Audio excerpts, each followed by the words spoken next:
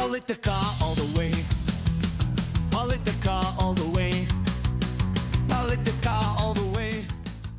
All Luzon, Visayas, and Mindanao, and those watching all over the world, magandang buhay po sa inyo lahat. Ito po ang Politica All the Way. Ako po si Jojo A. And today, ang ating pong guest will help me or at least give us a better view of what's happening in the country. No? Alam niyo naman, very chaotic tayo. Hindi lang sa ating palipaligid. Gas prices are up, everything. Nagiging medyo, sabi nila, pahirap daw ng pahirap ang buhay. Pero pagaan ng pagaan, ang pagtingin natin dahil pinagtatawanan na lang natin itong mga nangyayari ngayon. No? Tawanan ng ating problema. Isa sa mga pinagdadaanan natin ngayon ay ang grupo ng, ang gulo pala, rather, sa Senado. And that's precisely what we will be talking about here with our political expert. Ang ating pong political analyst is, of course, a governance expert, a dean of college of Continuing Advanced and Professional Studies ng University of Makati. He also has under his sleeve international studies and various training abroad. Among other things, he's also a reserve officer ng AFP na may ranggong Lieutenant Colonel sa Philippine Army. Please welcome on the program, Dean Ederson Tapia. Dean! Thank you very much. Thank you for the invitation, Sir Jojo. Din, hindi tayo nag-usap pero Kaya nga. may ibig sabihin yung quote natin. Baka may dance number tayo mamaya. Marami nang sumasayaw sa'yo. Marami nang nagkakagulo-gulo ngayon. Purang dinadaan na lang yata nila sa theatrics. Katulad ng sinasabi mo kanina, parang masyadong dramatic na rin ang ating political scenario, especially in the Senate. What can you say about this? Well, medyo magulo talaga. Kasi hindi lang nagsasayaw, may kumakanta pa. No? And we saw that just a couple of days back. Tsaka ang bilis ng mga pangyayari. Kumbaga, kung malingat ka lang ng konti, you won't know what's already developing. Just a week ago, maraming mga tao pa, myself included, were asking, asan ba si Bato? Then dumating ngayon nung Monday, and then as we speak, nawawala na naman ulit si Bato. So I don't know what's going to be the next episode in this chapter ng buhay ng Senado, no? Ano kaya nangyari? Bakit? And then ang daming mga gimmick at mga chismis pala is a better word for it din na ano daw, all of these things that are happening there, especially yung timing ng pagbalik niya, is all staged, all planned. No, all planned out. What do you think? What's your thoughts on this? Well, alam mo, Jojo, I don't think it takes a rocket scientist to put everything together. To piece it all together. Kasi I myself, I had doubts whether he would in fact surface last Monday.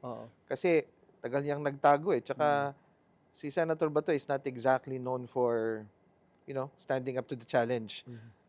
So nung nandun siya, nagulat ako. And obviously, it was really connected with the impeachment. No matter how we, frame it as internal political alignment, parang hindi ka panipaniwala eh.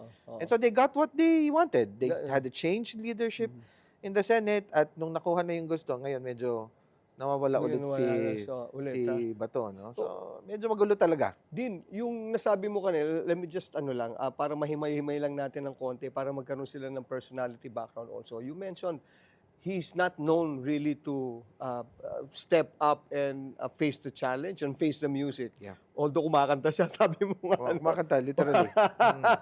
Pero why did you say that and how so? Well, one image comes to my mind nung natatandaan nyo, nung nagkakaroon ng, I think it was tungkol sa mga bomba being presented in Camp Crame with the Philippine National Police. Nauna pa yata tumakbo si Bato eh. So, yeah.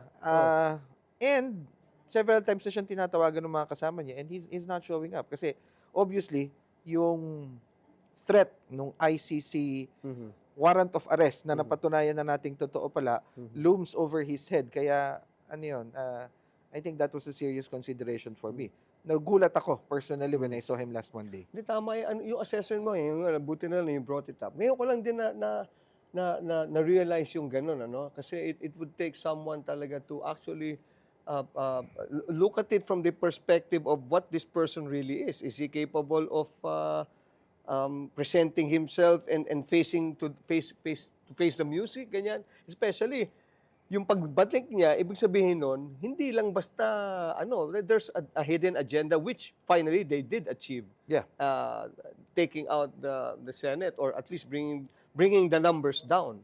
No?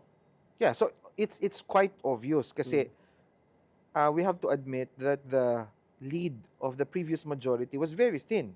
Talagang hindi komportable yung numbers ni Senate President Soto, no?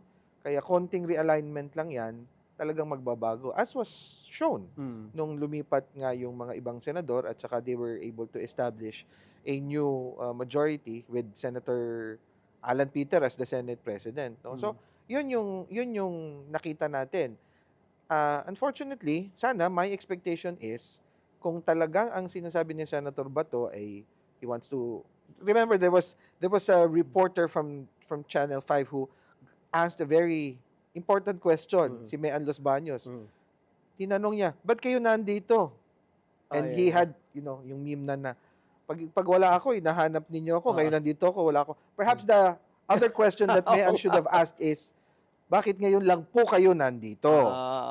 His answer was, kasi senador ako eh.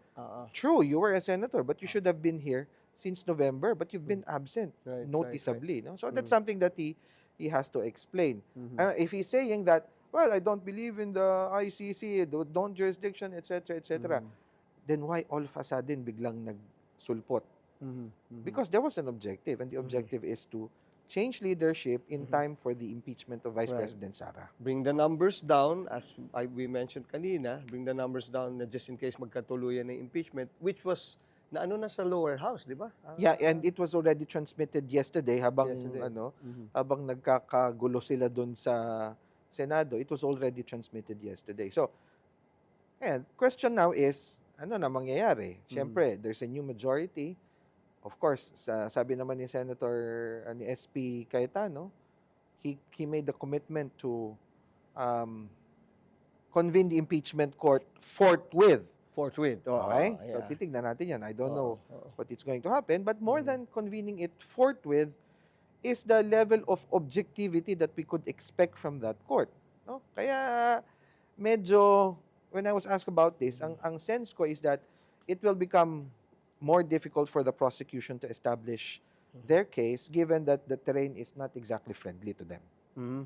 Well, very interesting yung sinabi mo na one forthwith. Two, Senator Cayetano na bigla-bigla na lang naging SP ulit, which we all know is very, very close to the Dutertes up to now, di ba? Hindi ko lang alam din kung ang kanyang main objective is to, kasi medyo magulo din mag-isip itong si SP Cayetano no? Meron chismis akong narinig na he will be on top of the situation pag nagkataon. He has alam naman natin that he also wants to run for a higher position one of this election soon, no? So you think there could be more a deeper when it comes to the political scenario of the present Senate presidency? Well, I just want to you're the one that's expert here. Well, let's just put it this way.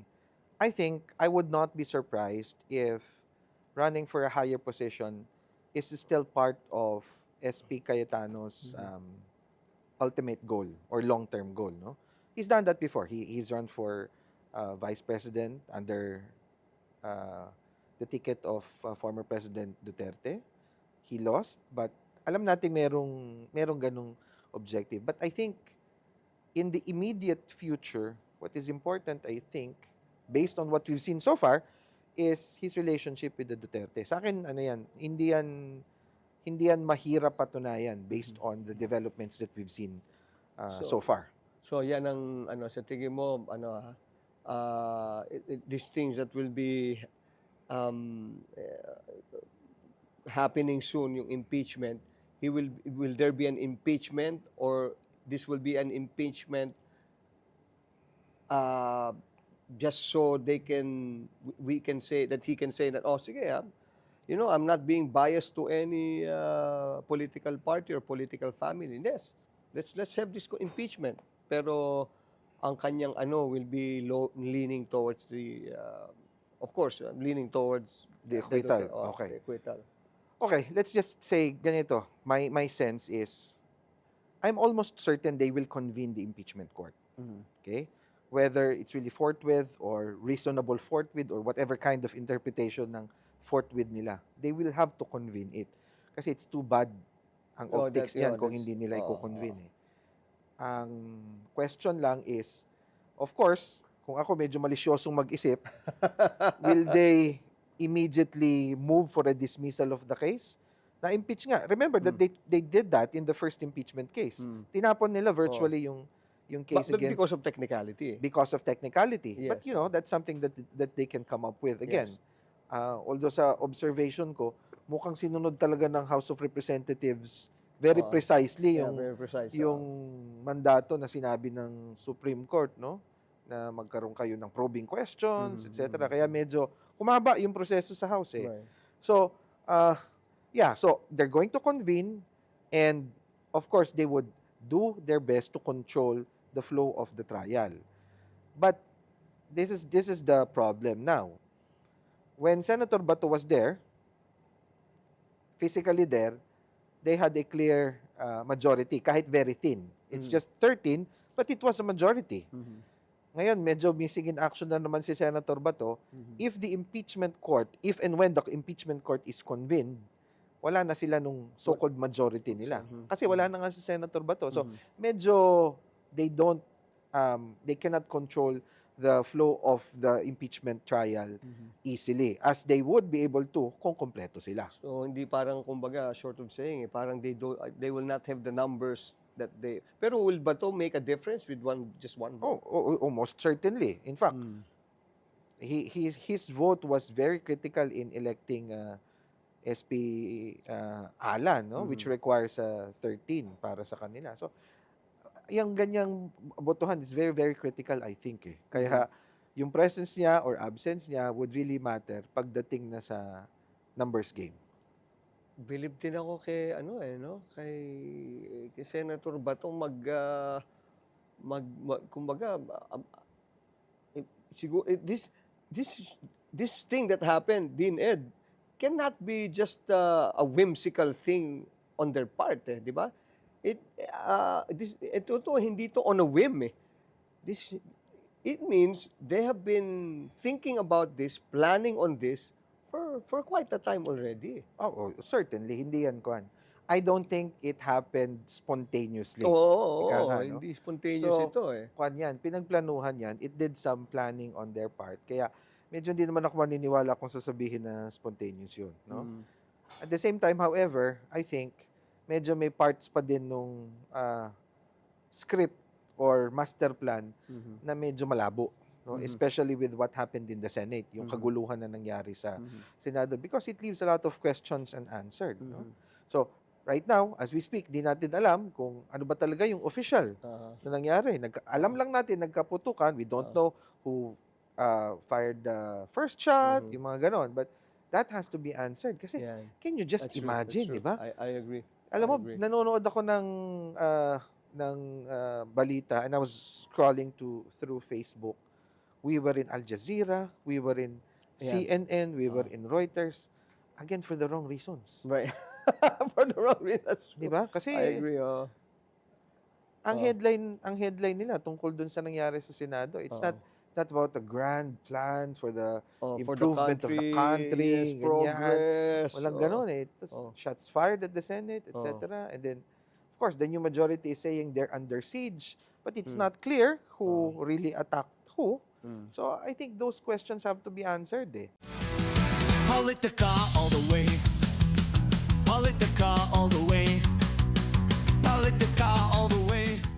Even yung pagpaputok na yun it's a diversionary way of to divert attention na nagpasukan pa sila dito kasi nakita ko doon na lahat sila nagstay sa isang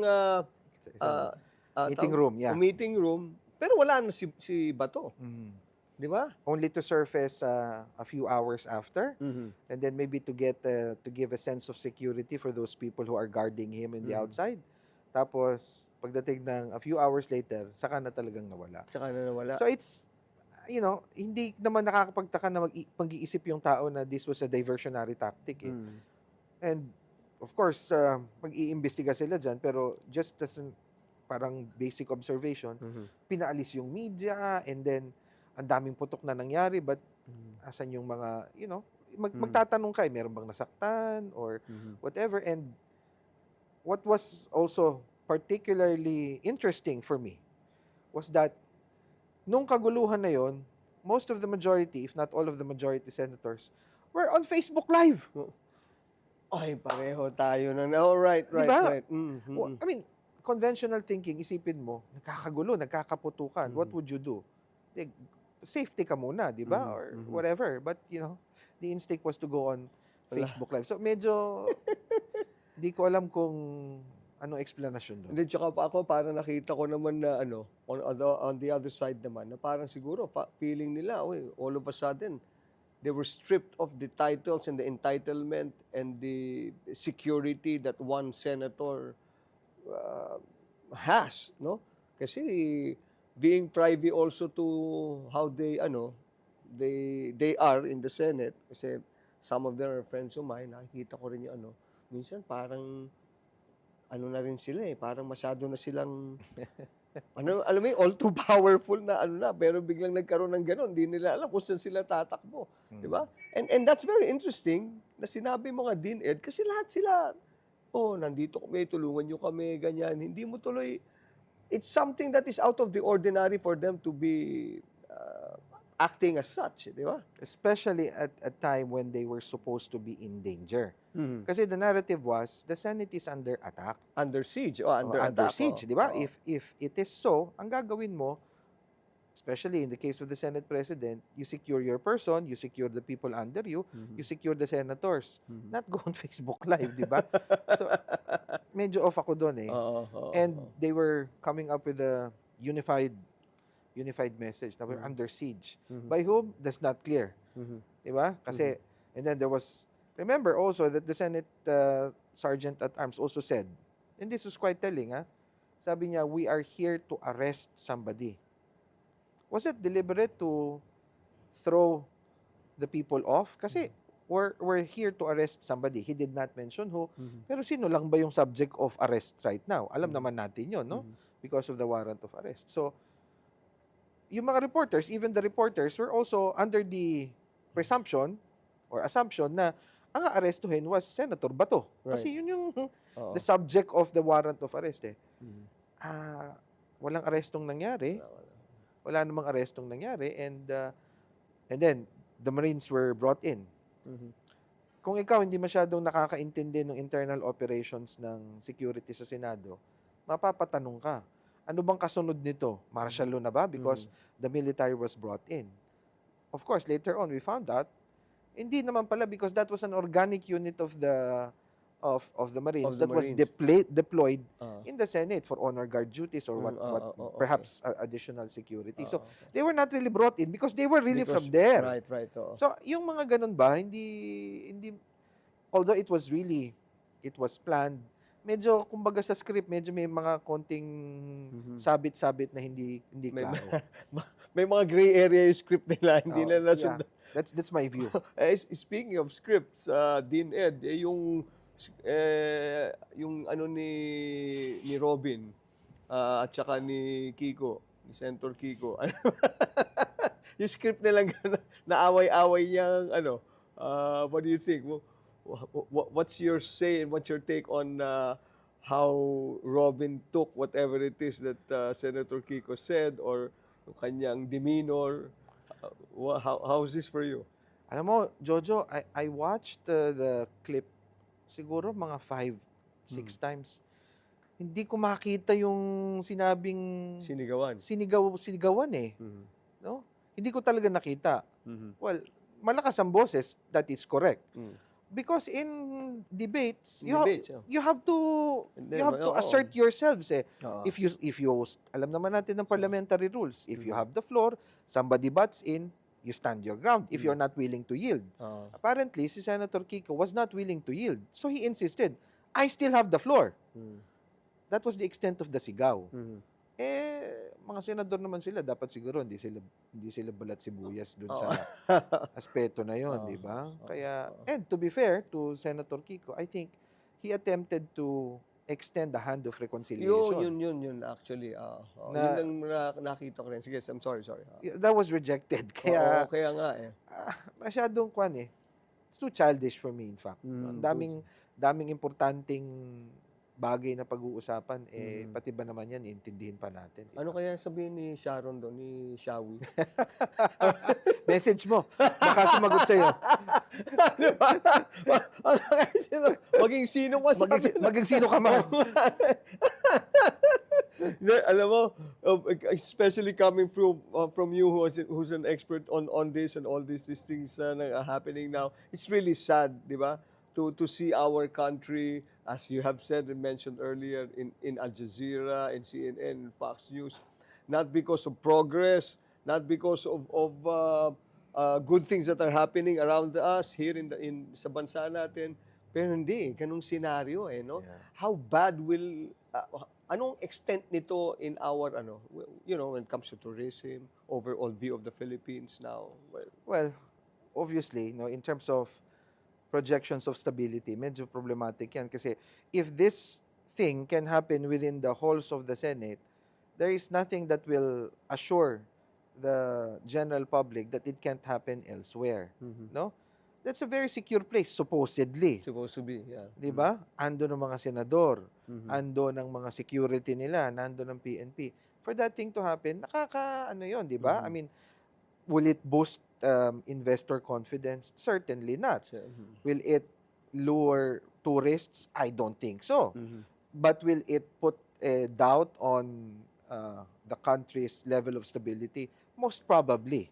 Kaya medyo problematic yan, no? And those of us who have been following Philippine politics for the longest time, I'm very nostalgic during the time of Jose W. Jokno, Oh, yeah. Jovito Salonga, Nini When the Pimentel. Senate, When the Senate stood for the best of the best. the best of the best, that's true.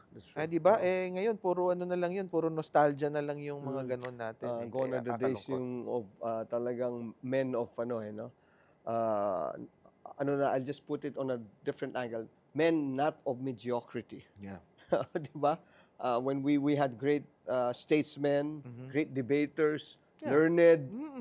learned in law, di ba? Pero ngayon And there was Jojo, there was an element of civility. Even Yes, that's those correct. coming Statesmanship and civility. from different political persuasions. Okay lang naman magbakbakan tayo diyan but nothing personal, di ba? I mean, it's really just work. Ngayon, I don't know. O tsaka ano pa I don't know if you'd agree with me, Dean Ed, no? Parang ngayon nakikita ko the one of the main problems that I see sa Senate is parang it's like a protective film for each other just so it's like wala na yung of legislation, wala na of public service. I'm here to protect you if you are in my party. I'm here to protect the interests of my political party, of my friends in this Or my family. or my family, di ba?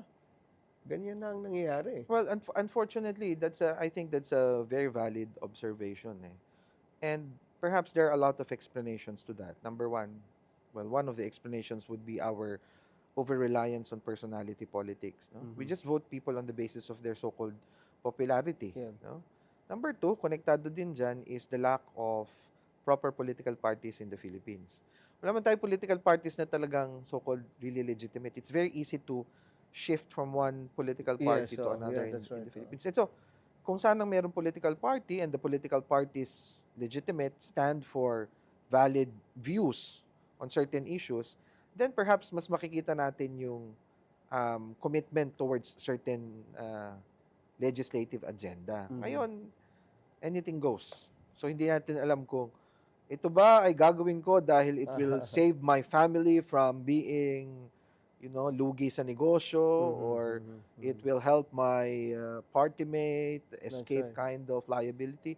And I think nakakalungkot yan kasi just look at the surnames. Very, very, Yeah, I know. Kaya nga medyo you think you should just dissolve the Senate altogether? Parang to me it's redundant eh. Parang you have representation of all the areas in the country, you know, and then you have another you have legislations or legislators or representations at large Aha. na who's supposed to be doing the same thing. Ang nangyayari na lang yata, ewan ko, and they're calling it a balance of, parang just so you can balance of ano na lang, whatever it is that needs to be done, na parang merong, what do you Checks call and that? balances. Yes, so checks and balances Oh. is the proper term for it. Mm. Do you think we still need, you know, from your POV, do you still need, or let's just dissolve the Senate altogether? Okay. It's very tempting to agree with you, no? Because of what's happening right now. But ako naman, I think all hope is not lost eh. Kasi we still have very good senators, and there's also a reason for having an upper chamber compared to the bigger house, ika nga, no? Kasi their perspective is more national, ganun. Ang problema lang talaga the people who are inside it, no? So the Senate as an institution, I think we still need it. But we have to be guarded para gawin nila kung ano yung dapat nilang gawin. Yeah, no, so, So, when we heard the news about the Senate coup d'etat and all, my immediate thinking was the burden na naman will shift to civil society to continue the call for accountability. That's right. Wala, so babalik na naman sa pero ganun talaga siguro ang kasaysayan natin eh. Oo nga eh. Well, tama ka. Well, using the word kasaysayan, ganun na lang talaga rin tayo. And I agree with you naman 101% on that. We actually need the Senate for checks and balances. We have a good system, I think, in place, no? But like any other system, the ones running it is very is paramount, and it's important for those running it to be efficient and both in mind, body, and spirit. Eh. But sadly, ang nangyayari doon, we may have a good, no matter how good our system is, no matter how good an engine is, it will not run if it's not run properly by or managed properly for those who are on the wheel. Yeah. Di ba? Kaya nakakalungkot eh, no? Nalulungkot na kami ni Dean Ed dito. Ayun na, nag-ano na yung mata ko. Politica all the way. Politica all the way. Politica all the way. On the other hand naman, Jojo, I'm still hopeful kasi if the midterm elections indicate anything, it is this thing. Number one, I think the Gen Z and the millennials or the Gen Zennials, kumbaga. Ba, Gen Zennials. The Gen Zennials would have a major stake in 2028. And also the first-time voters. Nag-show of force yan noong 2028. No? Nag-show of force siya kahit papano.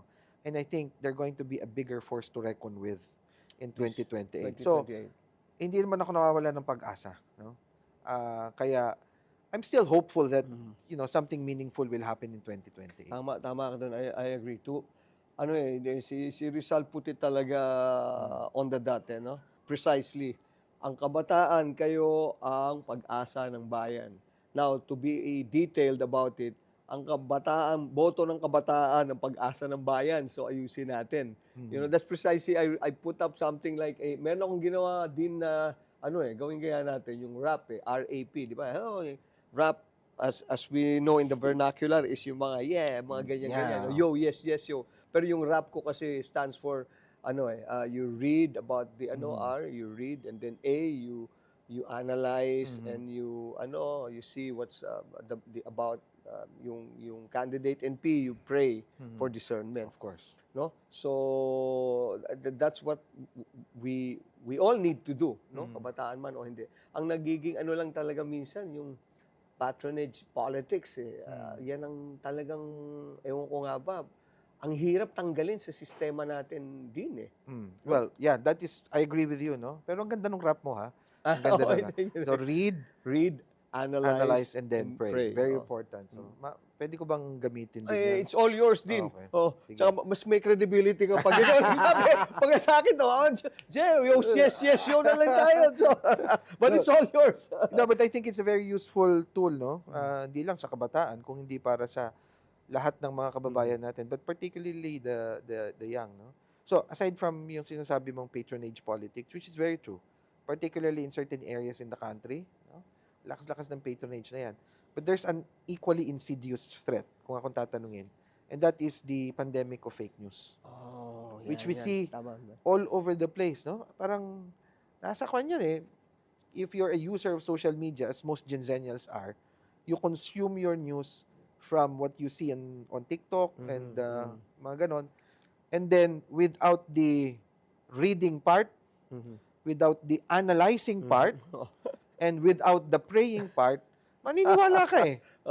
Sure. Di ba? Maniniwala ka. And problema pa ngayon, dagdagan mo pa ng AI. Everything is... Oo, especially with this advent of AI, ano? Di ba? Oo. And everything is very easy to manipulate. So, doon sa rap mo, yung analysis is very important eh. Kaya ako, I continue to teach. I tell my students that, alam niyo yan, dapat, whatever course you're taking, yung critical thinking is something that you should always carry with you even after the semester is over. Kasi kahit saan ka magpunta, dapat dala-dala mo yun eh. No? And yung critical thinking is very close to your analysis. Oo. yung A mo. Oo nga. Hindi, pero, sometimes, especially our ano na tayo, as my father would always put it, we are at that stage na, if at all we can entirely give it to the younger set to run everything, no, we would. But of course, we have to give credit to wisdom that we possess. Kaya lang talagang at the rate things are going, when you see these things happening around us, parang gusto mo na lang, oh man, Yeah. walang-wala ka ng parang ano ba nangyayari dito? Parang meron pa ba tayong pag-asa? Kasi ito na rin pinag-uusapan natin some 30 years ago, di ba? Yeah. Yan. I'll go back to my answer earlier, Jojo. Nasa kabataan. Kasi, while many of us are kind of jaded, no? Kasi, ito na naman tayo, here we go again, di na tayo natuto, we keep committing the same mistakes all over again. You know what? The Gen-Zennials are very engaged. As a matter of fact. So, hindi totoo yung mga chismis or yung mga agam-agam that this is a very disengaged generation. That is not true. That is not true. They're just bombarded with a lot of distractions, mainly fake news and the things that you see on social media. But they're very engaged. They're very involved. So, I think it's also important that, ang role ng academe to put more rap into their lives, and also the role of mainstream media, because guys, you're the only one that's really holding the fort, ika nga. Just, nangyari doon sa Senado, conflicting accounts, merong pang imbes na magpakalma ng mga taong bayan, would just say, many people are dead. That's not verified, That's right. But that's all over social media. So, where's critical thinking there? Where is the analysis part there? Kaya, I'm convinced that yung part na yon is, although nakakalungkot, there's still a lot of hope that we can look forward to sa mga kabataan. And that's very interesting na sinabi mo na na mas marami lang talagang tawag dito mga Distraction. distraction sila. Fake news. Fake news. Hindi katulad nung time natin, ang mga distraction lang natin, wala namang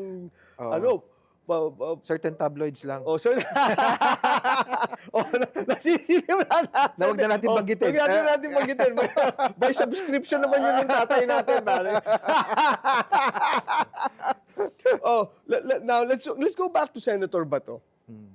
Now that he's out again, no? Hindi natin malalaman kung when he'll be back or he'll be what do you think will be the movement now of those who are actively, I don't know if it's politically correct to say running after him or want to arrest him and get him to ICC or something.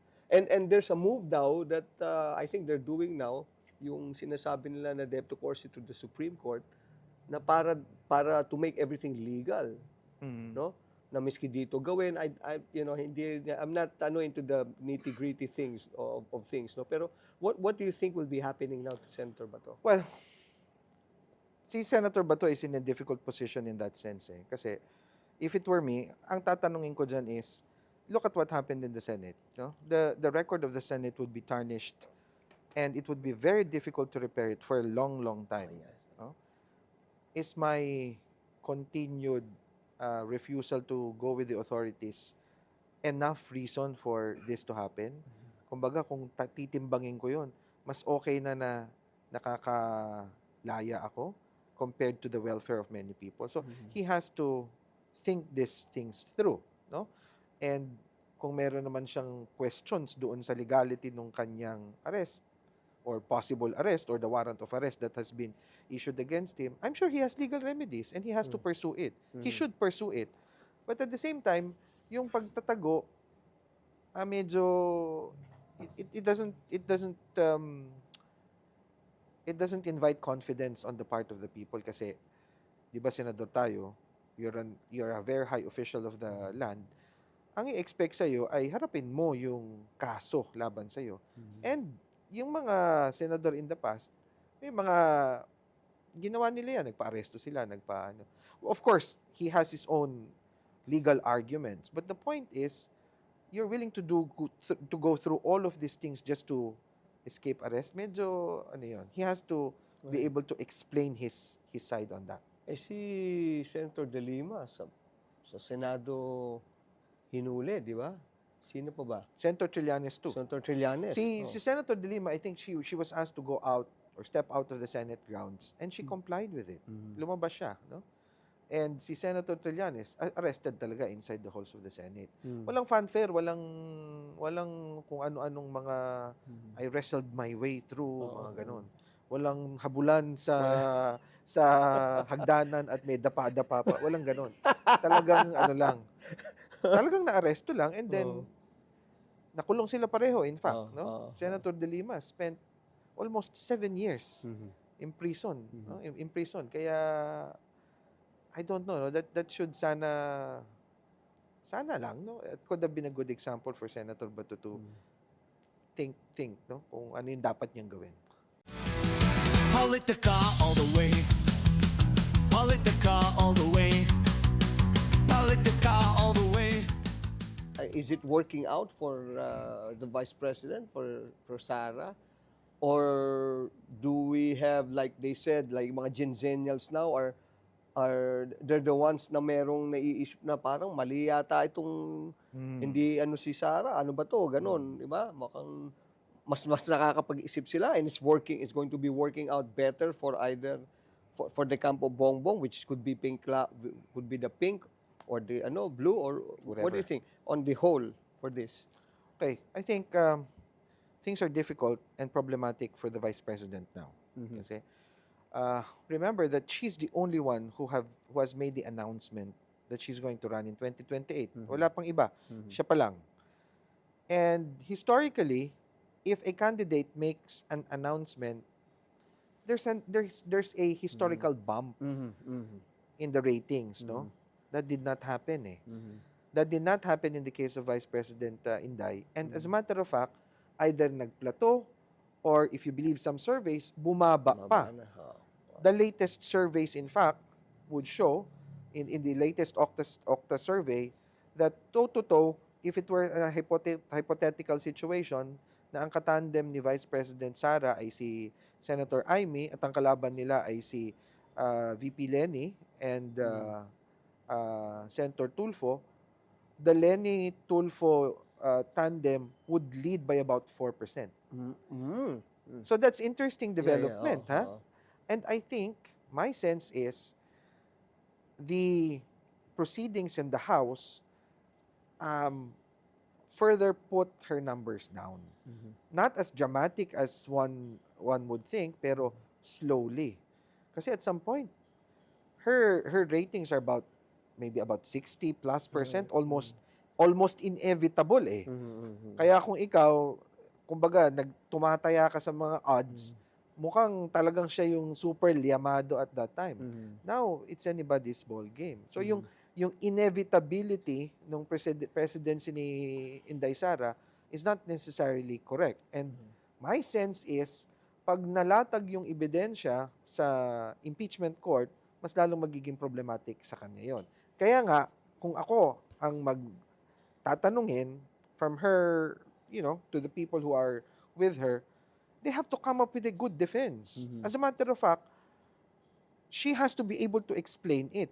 Not only her lawyers, kasi it's already come to that point when the evidence that has been presented in the House can only be refuted directly by the person who's being accused. Right. By her. That's At siya yun. And yung mga press conference ng mga abogado after that, very marginal lang nagagawa nun eh.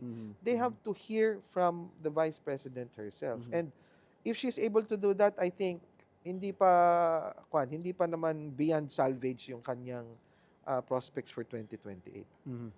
Actually, I agree with you on that. Kasi habang tumatagal na, she's not saying anything about it, and it's all generalized Denial. Yes, denials.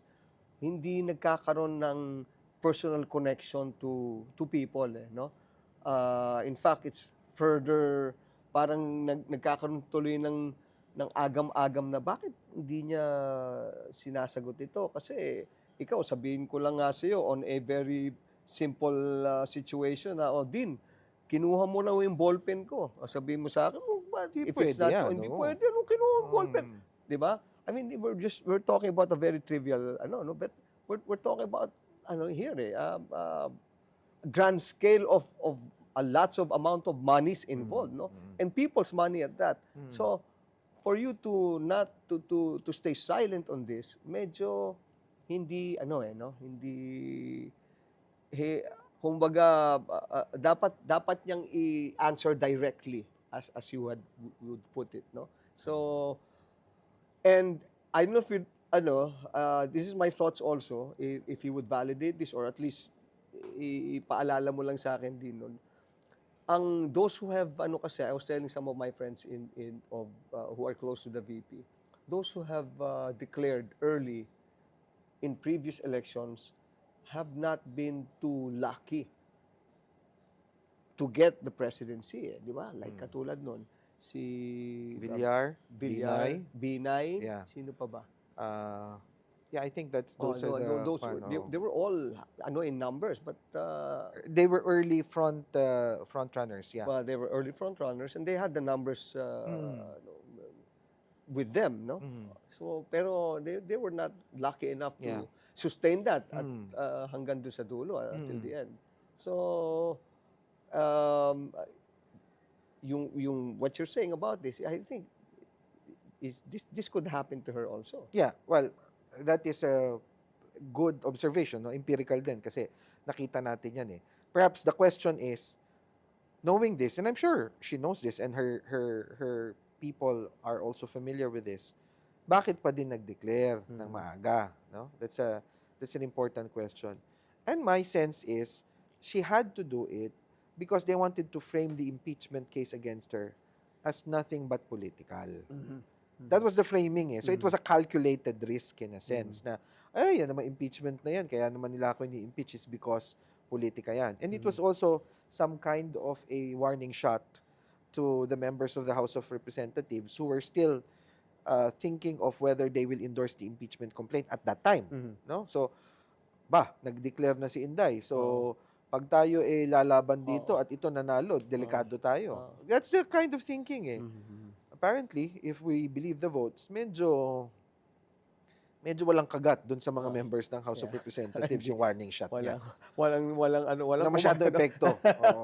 Kasi why effect? wala masyado kasi you think about the numbers Iniisip ko nung una, ay sabi ko, I'm sure they'd be able to get the minimum, 105 or 106. Easily they'd be able to get that. They have a good command of the members, etc. But perhaps it might not be as high as they did in the first impeachment, no, na mga 205. You know what the result was? Initially 255. So ang layo, di ba? Malayo. May humabol pa, naging 257. So I think that was a clear-cut statement from the House of Representatives that Mhm. there's really wide support for the impeachment of the Vice President. Kaya, I don't know if her people are really thinking this through. Medyo they have to prepare for a strategy that would involve the Vice President answering the charges herself. Right, right. Hindi mga abogado lang. Pero iniiwasan nga raw nila yun because when you have the day in court, all the evidences against her and all the allegations will no longer be will be based on documents already that will be presented. So medyo dun siya natatakot daw. But, No? but it's already there eh. Oo It's nga already eh. evidence. Right. Di mo you can't stop it anymore. Right. Because it's already out in the open. Mhm. Walang problema sana kung hindi na-present yun. But it's out there. Oo, right. And you mean to tell me, pagdating sa Senado, hindi yan uulitin? Mhm. Ibibilad ulit yan Oo. because that's the job of the prosecution. That's right. They need to establish their case. And they're going to do that. Right. Ilalatag nila yan. I'm sure of it. Lalatag nila yan in clear detail. Oo. Dedetalyan nila yung mga so-called transactions, yung threats. Well, yung threats, nakita nating Oo. lahat yun. Pero yung financial, yung AMLA, yung financial transactions, yun ang bubusisiin nila ng gusto at ipapakita sa tao. Kaya my sense is, kung hindi papasubalian yan mismo ni Vice President and come up with a good explanation for it, it's going to be problematic for her. That's a good advice from you to the Vice President. VP Sara, you listen to Dean Ed. Tama yun. It has to be a personal thing now. Wala nang wag mo nang padaanin sa iba. I think that would be best for her, no? Which brings me to my last question, Dean. What movement can the President make now to precisely get that yung support again? What can he do? Okay. First, I have to say that I agree yung sinabi mo na if they just did their job properly, baka wala tayo din sa ganitong problema. Oo. Okay. Now, dun sa second question, what could still be done at this stage? And tama naman, hindi pa yan katapusan. You still have about close to about 2 years to go. And you can still do a lot, no? As to what the President can do, ako ang gagawin ko dyan, I go back to my campaign promise. What are the campaign promises? Some of them are quite graphic, ika nga, kaya natatandaan. 20 pesos na bigas. I know it's difficult to achieve, but some semblance of it, no? What else? Remember ngayon, lifted na yung election ban, no? He can appoint the right people to certain positions in government, no? And what would be the critical sectors that he can focus on? Yung mga sektor na may kinalaman sa gut issues, aside from food, ang taas ng presyo ng bilihin, no? Aside from that, transportation. Are you kidding me? Lahat tayo apektado ng traffic. Those of us who take the MRT, problema yan palagi. So, kailangan meron kang matinong solusyon dito. And yung pagbaba ng presyo, anong gagawin ng gobyerno dyan? Anong gagawin ng gobyerno dun sa DICT, dun sa digital infrastructure natin na ang laki-laki na ng epekto sa buhay ng mga tao? What are we going to do with access to education? Those are gut issues, Jojo, na kailangan at dapat bigyan ng atensyon ng Pangulo before he ends his term. And if he's able to do that, I think yung turnaround that we are hoping for is still possible. And it's achievable. Yeah. Galing niyan kay Dean Ed, Mr. President. Ha? Because they watch the program nga pala, Dean. So, at least hindi tayo nandun tayo sa middle. Kala ko nagkukwentuhan lang tayo eh. Meron palang mga nakikinig sa atin. So si VP Sara, meron kang may advice. Si Dean, ha? Meron din kay Presidente. Okay, let's now go to our name drop. Lagi tayo naubusan ng oras dito. Very quickly, this is the Senate edition of the name drop. Okay, you know how it works naman, Ed, no? Dean, ano tayo, I'll say a senator's name and then you drop something or a quick lang, no? Okay, Senator Robin Padilla. Bawas arte muna. Bawas arte. Jinggoy Estrada. Explain. Joel Villanueva. Wag palaging Diyos. Senator Pia Cayetano. Hopeful. Hopeful. Mark Villar. Sana maging tama ang desisyon. Camille Villar. Ganun na din, times 2. Times 2. Lauren Legarda. Not surprised. Oh, Tito Soto. Proud One Ball University. Ganun ba? Kiko Pangilinan. May pag-asa ang bayan. Bam Aquino.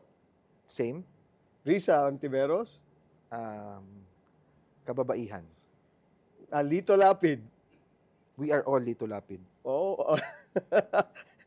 Erwin Tulfo. Observing. Rafi Tulfo. Observing. Sherwin Gatchalian. Education. Senator Ping Lacson. Unblemished integrity. Senator JV Ejercito. The good one. Mig Zubiri. Senator Mig Zubiri. Voice of Mindanao.